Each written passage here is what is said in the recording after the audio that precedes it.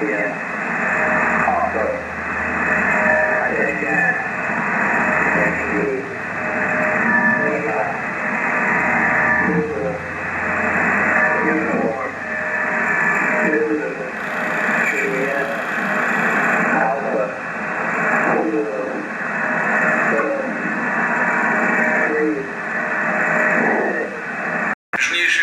most important task here is the development of the nuclear triad, which is a key guarantee of Russia's military security and global stability.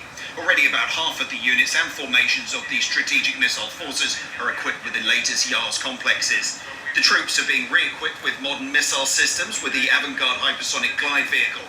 In the near future, the first launches of the Sarmat complex with a new heavy missile will take up combat duty.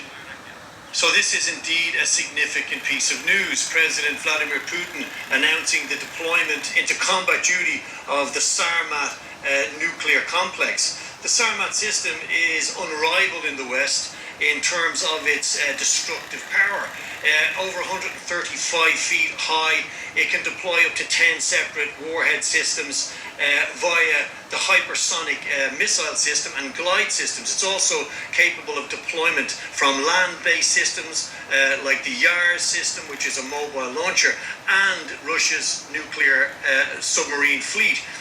Of course, Western reaction to this is one of concern, but President Putin has suggested that he intends to develop Russia's nuclear deterrent, to develop the Russian triad, as he said, and that it's a key component in Russia's defensive capability. And given the current geopolitical situation, it's unsurprising that President Putin has pushed for the Sarmat system, which has been dubbed the Satan II by NATO forces, into service. NATO will never beat Russia. NATO will never beat Russia. That will never happen. The United States will never beat Russia.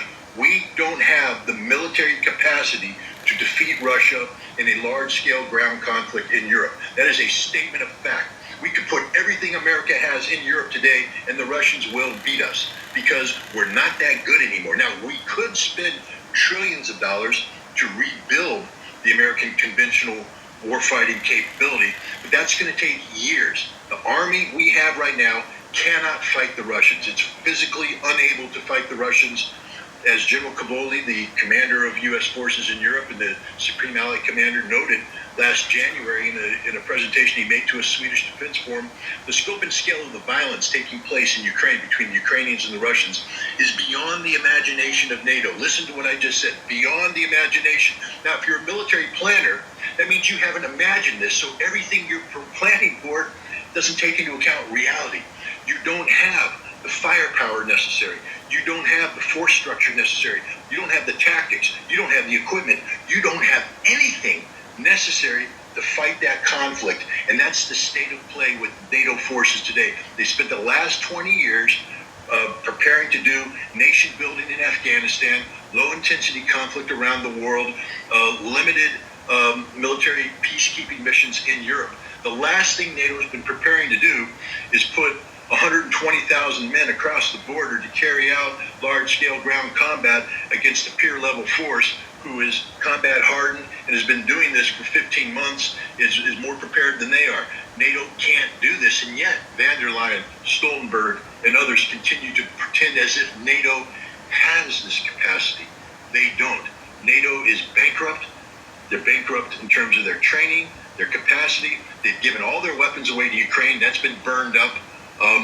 They don't have the ability to build new weapons. Germany has just come out and they're sort of admitting that all this talk about spending 100 billion euros to rebuild the German army is just talk, because no matter what Rheinmetall wants to do, they can't afford the steel. Nobody can make the steel because of high energy costs. The raw materials necessary to build this military either can't be procured or are too expensive to be procured.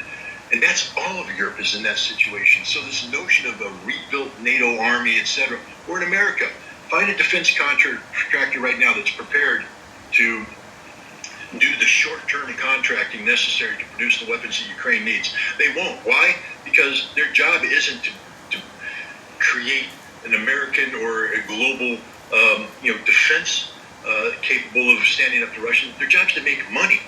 Their job is contracting. So they say, if you want us to do this, we need long-term contracts.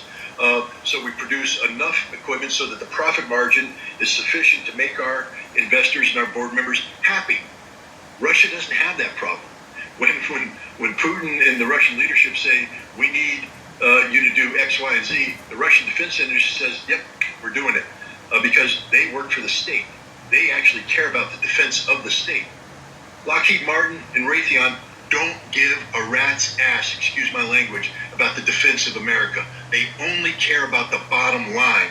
And right now, they are saying, we're not going to do the short-term contracting that you want us to do to meet the supply requirements for Ukraine. We need longer-term contracts, but that's very expensive, and now we run into budget issues because Congress to share with you guys. It is just past midnight here in Pennsylvania, and we have a massive amount of emergency action messages over the past 12 hours or so, and these are alphanumeric messages that the Pentagon sends out to our nuclear armed submarines, the Ohio class subs. And so these are also known as nuclear attack options. That's what these messages are. Okay, so the Pentagon is giving out nuclear attack options to our submerged nuclear armed submarines. Okay, so there were over 60 of them yesterday on June 21st, which is just a massive amount in a 24-hour period. That is massive. I actually was first reporting on this in my last update. Some of you guys may remember that I mentioned that nuclear attack options were on the rise. I was mentioning that the emergency action messages were increasing. I don't know if it was my last update or if it was like the update before that one, but you know, there were like 30 of them earlier yesterday, and now we're way past 60, which is just huge, guys. Anything more than 30 in a 24-hour period is definitely elevated. For there to be like over 60, I counted 66, which is just insane, okay?